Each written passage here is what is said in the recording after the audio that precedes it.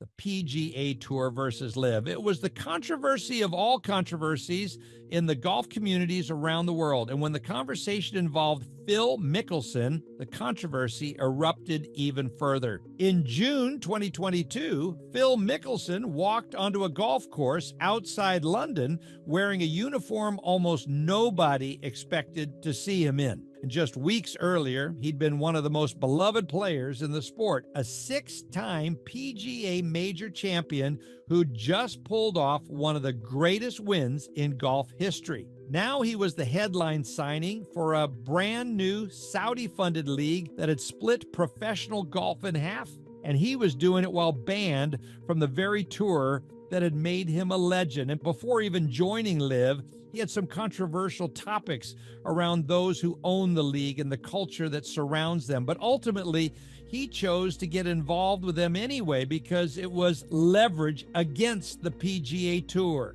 In his own words, it was a once-in-a-lifetime opportunity to force change. 3 months later, in February 2022, those words hit the internet. And in the space of about 72 hours, one of the most beloved golfers alive turned into one of the most controversial. Sponsors he'd had for a decade or more dropped him within days. He vanished from public life for months. And yet, 4 months after that, he showed up at a golf course in London wearing the colors of the very league he was initially against. So what actually happened here? Was this a calculated business decision that just got exposed too early? Was it about ideology or leverage or something far more personal, a hole in his finances that most fans never knew existed? Was it a pure money play? The full story is stranger and more human than the headlines from that 1 week ever led on. To understand how big this fall actually was, you have to remember where Phil Mickelson stood before it. He wasn't just a good golfer. For nearly 3 decades, he was the sport's most beloved showman, the left-handed gambler off the tee who'd rather attempt a miracle shot from the trees than lay up safely, the guy who signed autographs for an hour after every round, the runner-up at the U.S. Open a record 6 times, who somehow stayed adored anyway because of how hard he tried. Then, in May 2021, he did something nobody saw coming. At 50 years old, a 200-to-1 long shot, he won the PGA Championship at Kiawah Island, becoming the oldest major champion in the history of golf, breaking a record that had stood since 1968. It was his 6th major, coming 2,863 days after his 5th. Fans didn't just admire that win, they needed it. It was proof that age didn't have to be the end of the story. 10 months later, the phone call from November leaked about his shocking remarks about the Saudi ownership. The contrast could not have been sharper. Here's what almost nobody watching Mickelson's fairy tale 2021 win understood at the time. Behind the scenes, he had a gambling problem that had been quietly consuming tens of millions of dollars for over a decade. A 2023 book by professional sports bettor Billy Walters laid out the numbers in staggering detail. Between 2010 and 2014 alone, Walters alleged Mickelson made over 1,100 wagers of $110,000 each, and more than 850 wagers of $220,000 each, a combined gross action north of $300 million in just those 4 years. Walters estimated Mickelson's lifetime gambling losses at close to $100 million, built from more than $1 billion wagered over 3 decades. He even alleged Mickelson once tried to bet on the Ryder Cup, a tournament he was actively playing in at the time. A separate biography by Alan Shipnuck, using different sourcing, put the losses specifically between 2010 and 2014 at around $40 million. Mickelson had also been named, though never criminally charged, in a federal insider trading investigation. In 2016, the SEC accused him of profiting roughly $900,000 on a stock tip tied to Dean Foods, information that allegedly traced back through Walters and years earlier had investigators even examining a separate trade involving Carl Icahn's stake in Clorox. Mickelson wasn't charged with wrongdoing in either case. In the Dean Foods matter, he simply returned the money as what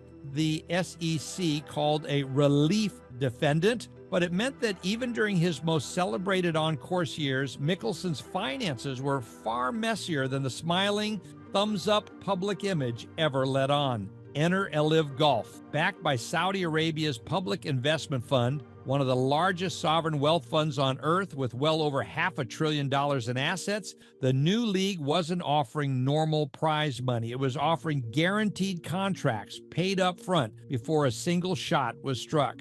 For a golfer whose gambling losses had reportedly run into 8 figures and who'd already brushed up against a federal investigation once, a 9-figure guaranteed payday wasn't just attractive. It was the kind of number that could make an entire decade of financial chaos disappear overnight. Reports pegged Mickelson's deal at roughly $200 million, with about half of it paid up front, instantly making him the highest paid golfer alive years before he'd even tee it up in an event. He'd spent months quietly working behind the scenes to help recruit other players and organize the league itself, describing it to Shipnuck as a once-in-a-lifetime opportunity to force the PGA Tour to change how it compensated its players. He just hadn't planned on anyone hearing exactly how he talked about the people writing the checks. Once the comments leaked, the collapse was fast and specific. KPMG, his sponsor of 14 years,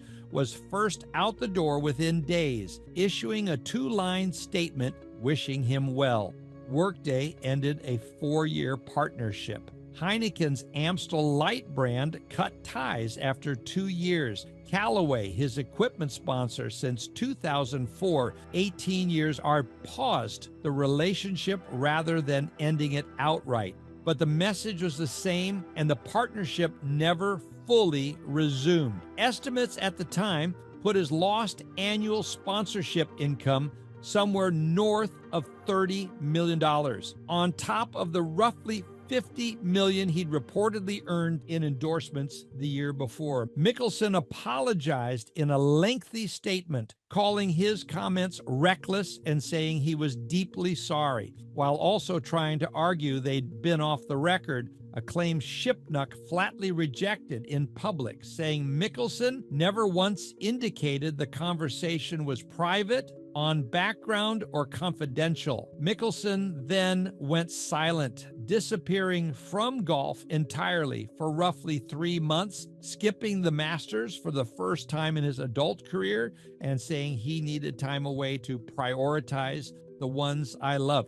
And then in June 2022, 4 months after the firestorm, Mickelson showed up in London for LIV Golf's inaugural event, officially confirmed as the league's headline signing, alongside stars like Dustin Johnson. The PGA Tour suspended him immediately for playing in an unsanctioned event. He was, by that point, banned from the tour, where he'd built his entire career and identity over 3 decades. The same tour he'd once called, in that same leaked call, a dictatorship. During that same return, when a reporter asked him directly about the Shipnuck comments back in Saudi Arabia itself, Mickelson gave an answer that raised more eyebrows than it settled. "I will reiterate, I never did an interview with Alan Shipnuck," he said, despite having already apologized for the quotes months earlier and acknowledged on the record that they were legitimate. It was a strange coda to an already strange saga. The man who'd said the truest, most damaging thing of his career now seemed unwilling to fully own that he'd said it. Now, here's the part that gets lost in the money and the headlines. On the actual golf course, the LIV years have been quiet ones. Mickelson has served as captain of the HyFlyers GC team since the league's launch, but his individual results have been modest. His best finish across LIV's entire history is a 3rd place showing at LIV Golf Hong Kong in 2025. HyFlyers, as a team, remains one of only 3 LIV franchises that have never won a team event, a fact that sits awkwardly next to the size of the check that brought their captain there in the first place. Age is catching up in ways prize money can't fix. Mickelson's 5-year exemption into the U.S. Open earned by that 2021 PGA Championship win expired going into 2026, meaning for the first time in decades, he'd need to qualify like anyone else, or lean on the LIV standings, or hope for a special USGA exemption to chase the career Grand Slam he's still missing.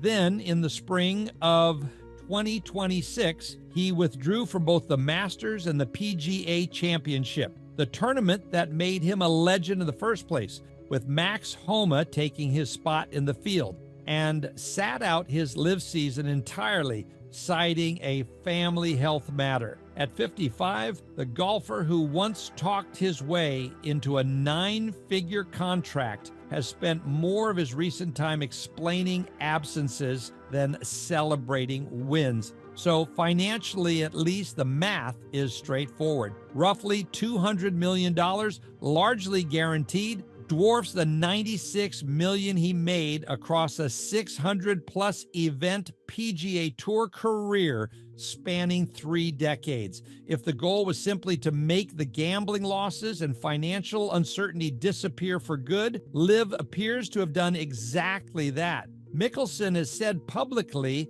that he no longer gambles the way he once did, that the habit had become reckless and embarrassing, and that his family has been financially secure for some time. But the other kind of currency, competitive relevance, the adoration that made him the people's champion, a shot at that elusive U.S. Open and the career Grand Slam, has been much harder to buy. He traded a legacy still being actively written mid-major win for a guaranteed check and a captaincy on a team that still hasn't broken through. Whether that's a fair trade depends entirely on which version of winning you think mattered more to him in the first place. Strip away the outrage cycle from February 2022, and the actual story isn't really about Saudi Arabia or the PGA Tour or even golf politics at all. Those were the stage, not the plot. The plot is a decades-long gambling habit that quietly cost a beloved athlete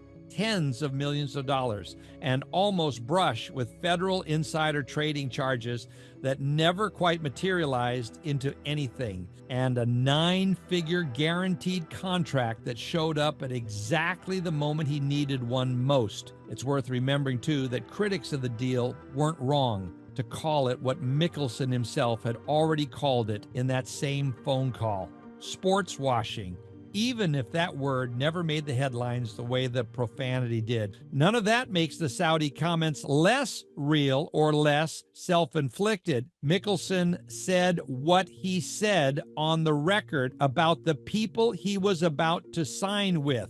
But it does explain why a man who just delivered one of the most beloved victories in golf history was willing to blow up his own reputation for a paycheck 4 months later. It wasn't really a gamble at all in the way LIV's critics framed it at the time. For Phil Mickelson, by his own numbers, it may have been the safest bet he ever made, even if it cost him something that no contract has been able to buy back since. If you want more deep dives into the stories behind the biggest names in golf, subscribe and let us know in the comments which player's story we should dig into next.